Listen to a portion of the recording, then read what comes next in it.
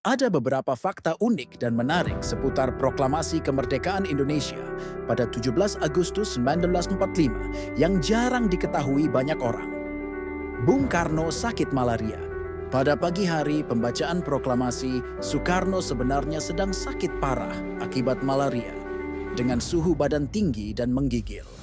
Namun hal ini tidak menghalanginya untuk membacakan teks proklamasi.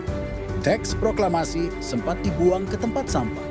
Draft asli tulisan tangan Soekarno sempat dibuang ke tempat sampah di rumah Laksamana Maeda karena dianggap tidak diperlukan setelah diketik ulang oleh Sayuti Melik. Beruntung, naskah bersejarah itu diselamatkan dan diamankan oleh BM Dia. Bendera dijahit kilat oleh Fatmawati. Bendera merah putih yang dikibarkan saat proklamasi dijahit oleh Ibu Fatmawati dalam kondisi yang serba mendesak dan penuh kekhawatiran. Kainnya didapat dari seorang perwira Jepang dan proses menjahitnya dilakukan secara cepat dengan tangan. Proklamasi bertepatan dengan bulan Ramadan, tanggal 17 Agustus 1945, jatuh pada hari Jumat, 9 Ramadan 1464 Hijriah.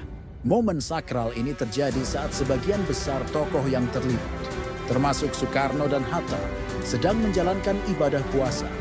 Kurangnya dokumentasi foto dan video resmi, momen proklamasi kemerdekaan hanya diabadikan dalam sedikit foto dan tanpa rekaman video resmi. Hal ini dikarenakan tentara Jepang melarang adanya dokumentasi.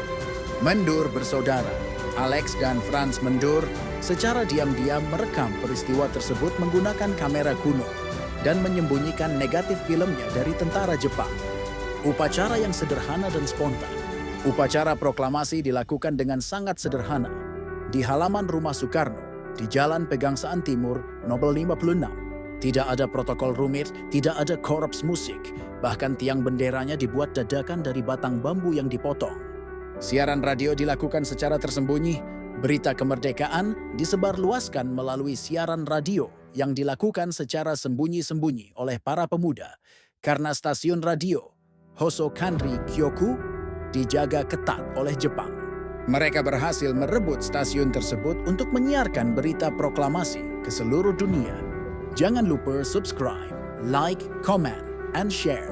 Ada beberapa fakta unik dan menarik seputar proklamasi kemerdekaan Indonesia pada 17 Agustus 1945 yang jarang diketahui banyak orang.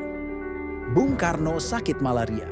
Pada pagi hari pembacaan proklamasi, Soekarno sebenarnya sedang sakit parah akibat malaria, dengan suhu badan tinggi dan menggigil. Namun hal ini tidak menghalanginya untuk membacakan teks proklamasi. Teks proklamasi